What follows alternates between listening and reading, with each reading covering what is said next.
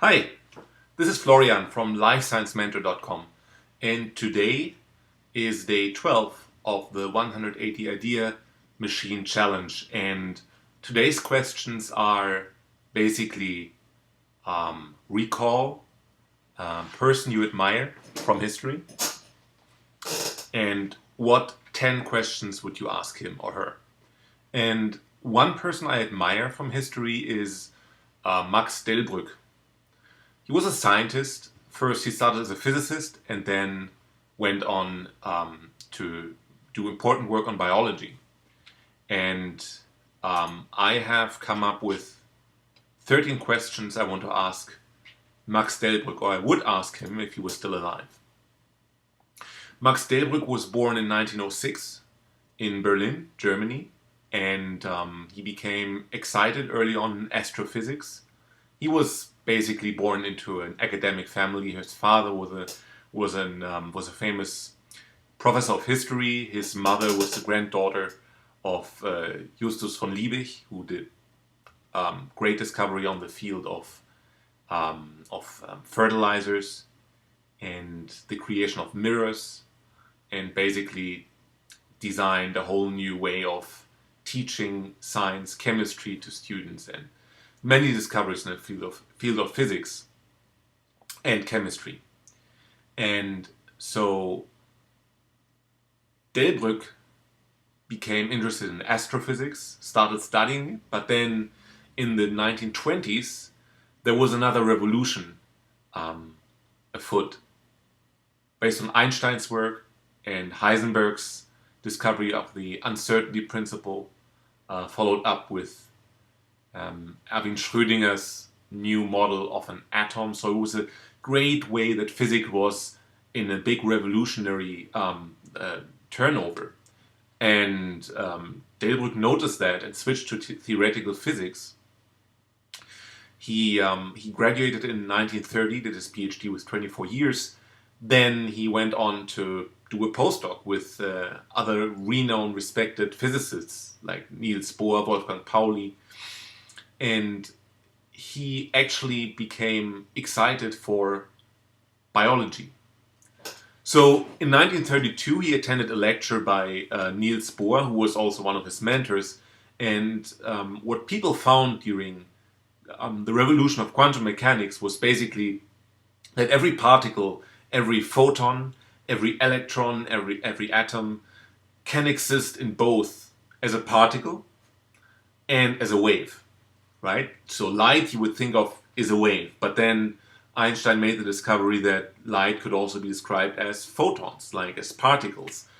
And then the other way around, an electron, which you would think is a particle, could also be described as a wave.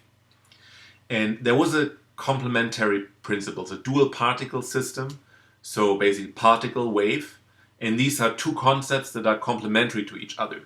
And Delbrück wondered, inspired by Bohr, whether biology couldn't be seen as something similar, right?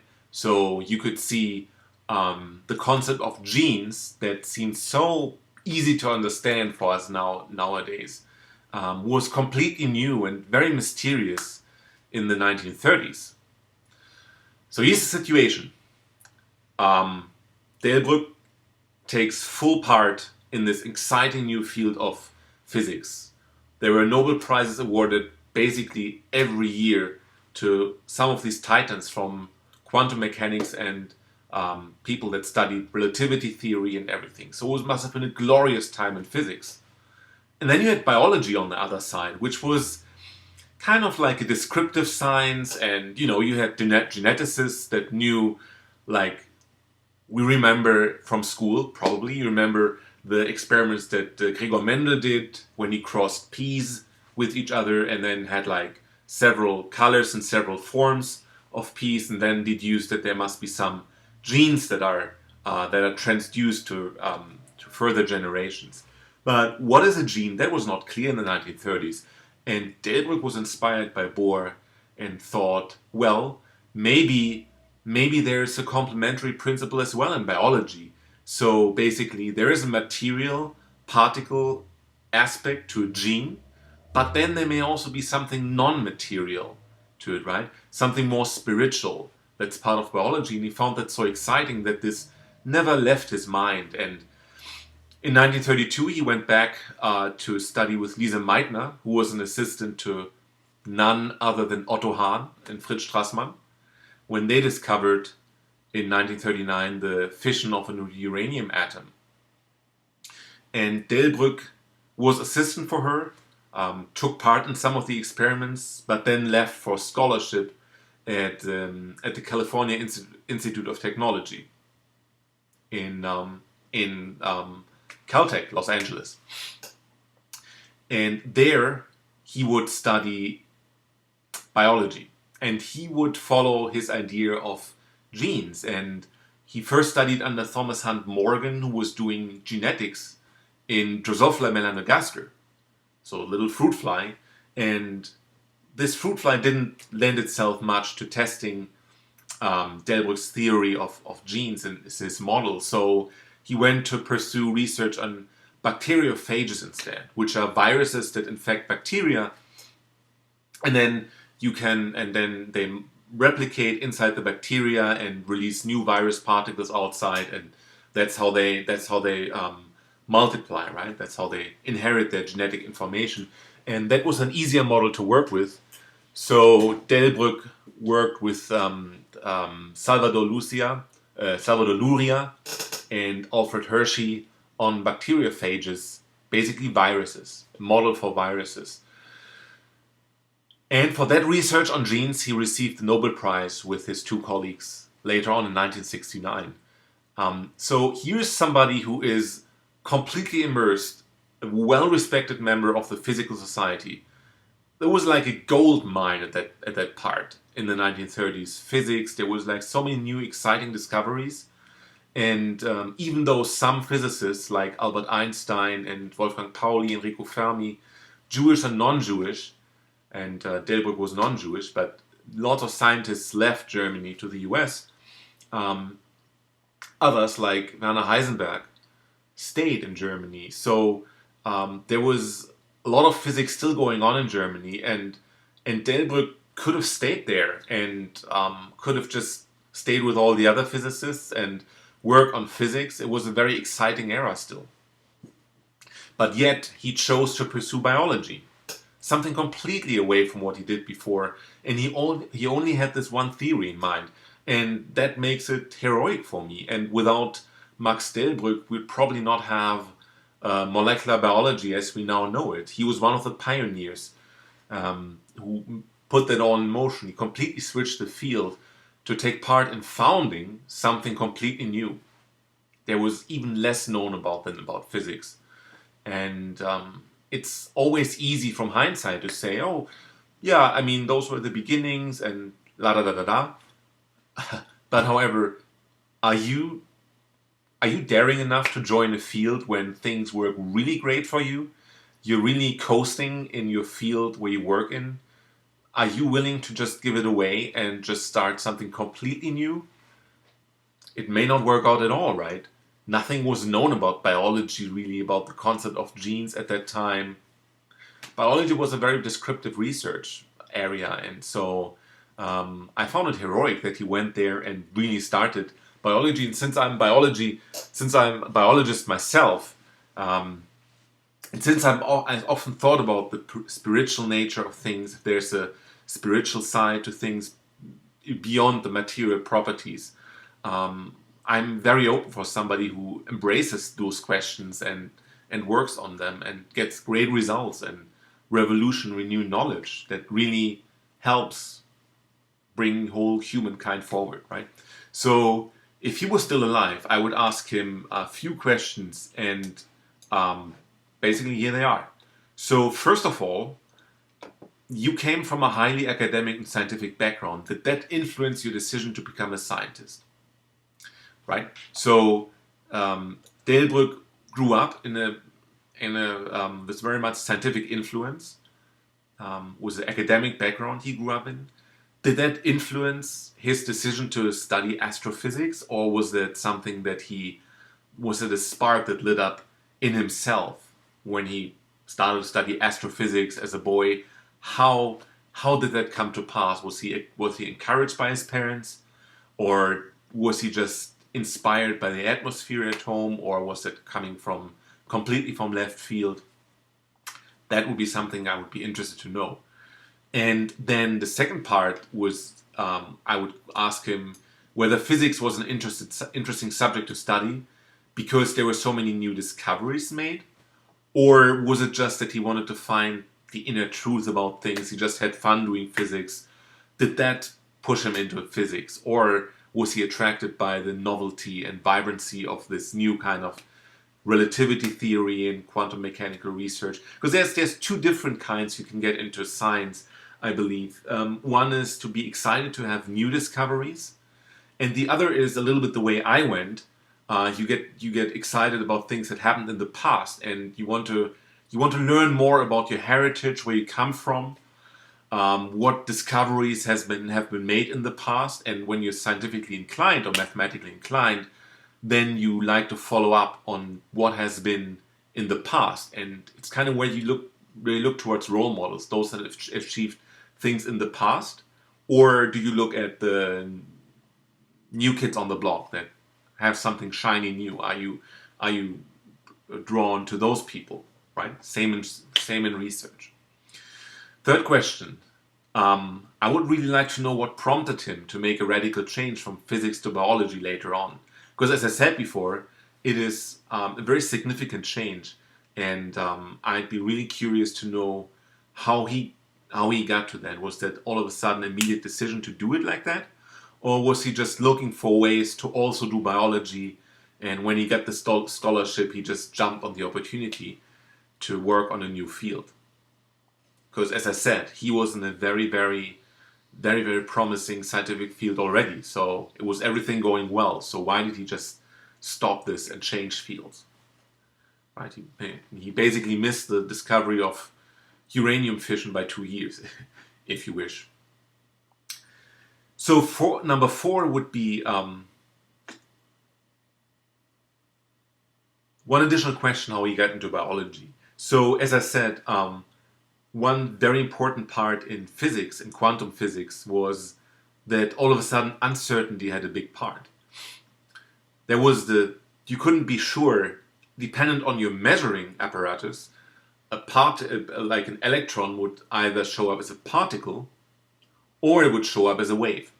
And then Werner Heisenberg introduced the uncertainty principle, which basically states that you cannot precisely determine two complementary sizes of a particle. We are back at the complementary, right? So imagine you have an electron and you can determine the speed of an electron. To do that, you have to look at the electron. You have to send a little photon to collide with the electron, then the photon comes back, and then you can make a conclusion on where the electron was. Well, the only thing that you can conclude is how fast the electron was. If you do that, if you determine the speed of the electron, you will never know the precise notion where the electron is, because with every photon that you use to measure the electron gets bounced away from its path. So once you measure it, you don't know where it is. And similar thoughts apply when you attempt to determine the position of an electron or of a particle, but then you can never know the exact speed. So it's always an uncertainty. In a more casual example, imagine you want to measure. You put on like the water in a bathtub, right? And now you want to measure the temperature in that water. So you put in a thermometer and hold it in, right? So now you know the temperature after a while, but that temperature is not the precise temperature, because if you put in the thermometer, which is colder than the bathtub water, you change the temperature of the water. And it doesn't matter for a bathtub with water, but it matters if you measure particles that are as big as the measuring probes as well, right? So with the thought that within measurement itself about the system, you change the nature of the system, was a striking thought and had never been thought of before. At least not put into into a clear equation. So I was wondering whether that uncertainty principle had a role in picking his interest in or picking his discipline of biology, whether that somehow played a role, whether he thought that maybe a similar exciting principle exists in biology, whether that was intriguing enough to try something new for him. That would be my question. Number 4. And staying with his uncertainty principles, physics was not the only one, not the only discipline that changed in the 20th century. Think about all the artwork. You have Cubism, Impressionism, all the new ways of art. Like you have modern music. Was kind of, if you look at music, then Mahler and Wagner, they had huge compositions with humongous orchestras and requirements for staging that Wagner had that were far beyond what was even possible technically at that point. And now new composers and new artists came and they completely changed from disciplines where you have art to really reflect as realistic as possible what is there, to describing something that's not there, with Impressionism, with Cubism, later on Dadaism. All the side branches. Think about Ulysses by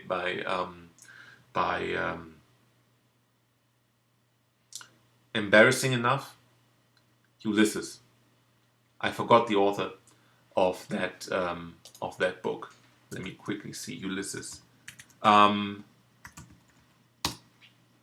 But what I want to say is basically James Joyce. Yeah, of course, James Joyce. So Ulysses by James Joyce, and there were so many new revolutions in science and also art, music, literature, political systems, unfortunately, right? National Socialism, communism, that were devastating. That was like bigger than people, and in terms of political system was devastating to people, that there was a lot of revolution in the air and also in effect. So my question would be if Delbrück saw the discoveries from physics and biology later on maybe reflected in other fields during the 20th century, and if yes, how? Question number 6. Is there anyone or any event that inspired him to become a scientist? From biographies, we learn that he was inspired by Johannes Kepler in astrophysics, and he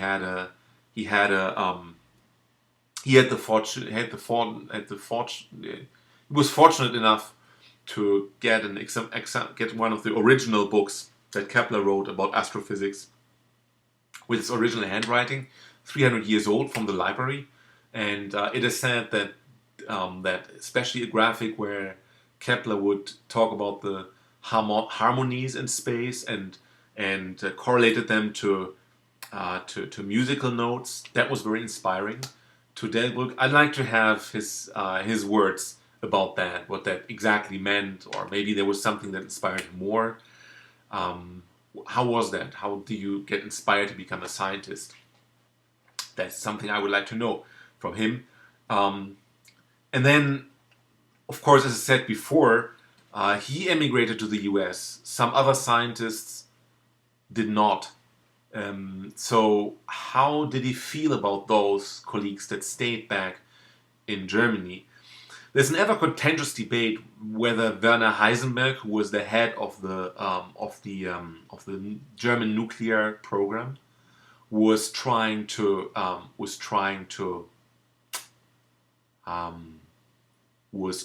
sabotage secretly the nuclear program, or if he tried to really develop a nuclear bomb, because there was a threat of scientists going to the US and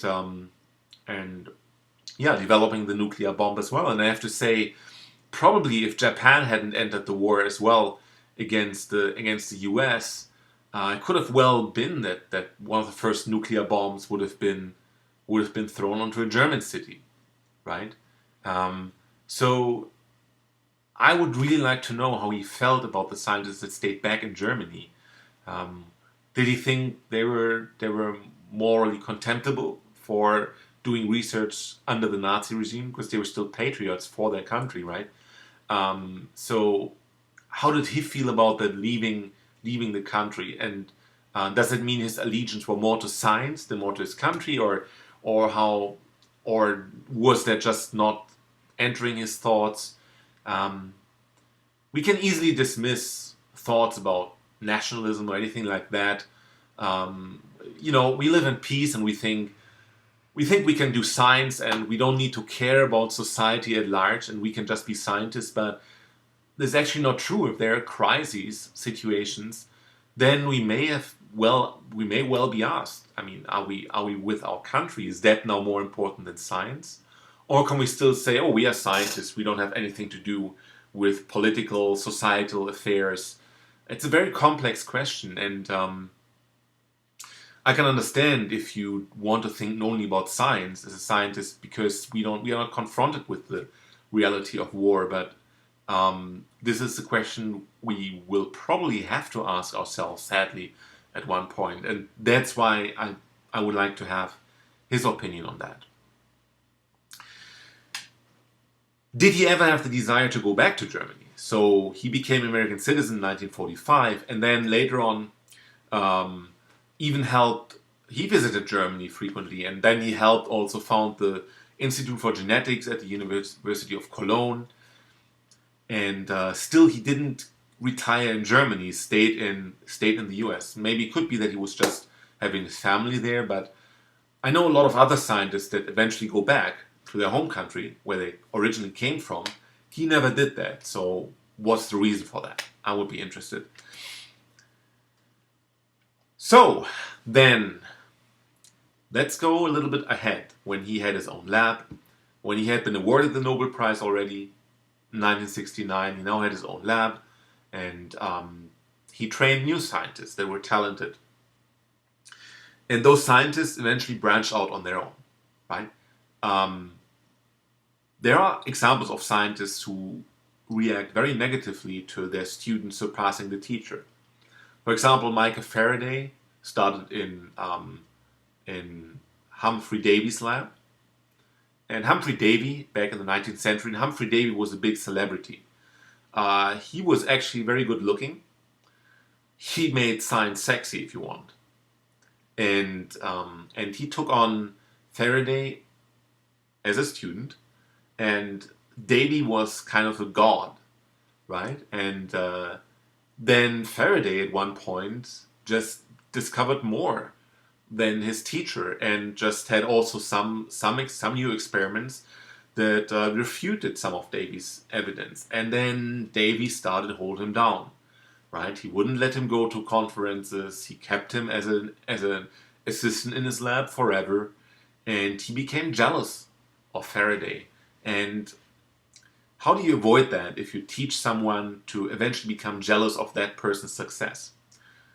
I'd like to know how Delbrück dealt with that.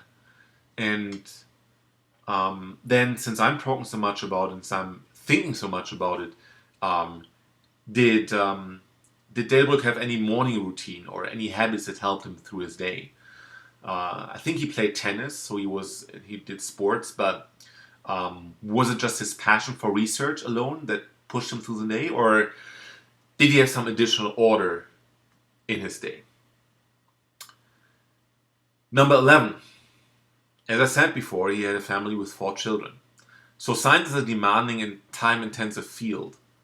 How did he integrate his lab work with his family? Or was that all somehow mixed together and wasn't separate at all? Number 12. In which way did he see his scientific work compared to spirituality? As I said before, he was fascinated by the complementary principle, right? There's a particle, a materialistic nature of matter, and then there's a spiritualistic nature, waves. Or Albert Einstein said that matter is just a different form of energy, right? E is m times c, which is the speed of light, squared. mc squared is energy. And matter in itself is not a static property, right? If you speed up a particle fast enough that it comes close to light, to the speed of light, it will actually become heavier, right? So mass is just a different form of energy. So there's a spiritual aspect, a pure energy aspect to matter as well. And he was fascinated and driven by that question, whether there's some complementary principle in biology. I was just interrupted there. And I would just be interested in knowing how that thought of spirituality, how that changed, or did he ever find what he suspected, or did his thoughts change in terms of spirituality? Number 13, then, as a concluding question, at the end of your life, can you say, I have been correct more often than incorrect in predicting developments? It's an interesting question to ask, because at the time when he started to physics, all predictions that people did before, a lot of them had to be thrown by the wayside, right? Because quantum mechanics and relativity theory came up with completely new revolutionary theories, and were they a better proxy to predict developments in physics, in science, maybe even in society? But it would be interesting to know what he thought when he looked back in his beginning by the end of his life. Those are 13 questions I would ask him. If you find more, please let me know in the comments below. I'll answer every single one. If you enjoyed this video, like it so that other people can see it and we can spread the word. And I'm happy to have you here. Thanks for being part of Life Science Mentor. And see you back tomorrow when it's another day of the 180-day challenge. LifeScienceMentor.com. Thank you very much. See you soon.